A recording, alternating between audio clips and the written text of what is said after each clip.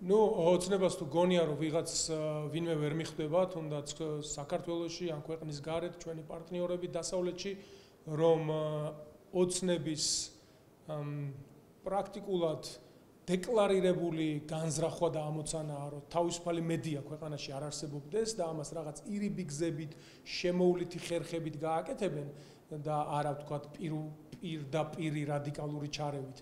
ამით არავინ არ მოტყუდება. ყველას ძალიან კარგად ესმის და მას მერე რაც მოქმედებაში და სისრულეში მოიყვანენ თავის გეგმას თავისუფალი მედიის აკრძალვასთან დაკავშირებით, რომ საბოლოო დიქტატურა გაფორმდა და ევროპის კანდიდატი ქვეყნის სტატუსი, როდესაც აქვს ქვეყანას და იმავდროულად ახორციელებს ისეთი ტიპის ცვლილებებს, როგორიც არის პოლიტიკური პარტიების აკრძალვა, თავისუფალი მედიის გაუქმება, ამას შესაბამისი რეაქცია რო იქნება დასავლეთიდან, ეს ყველაფერი არის მიზეზშედეგობრივი.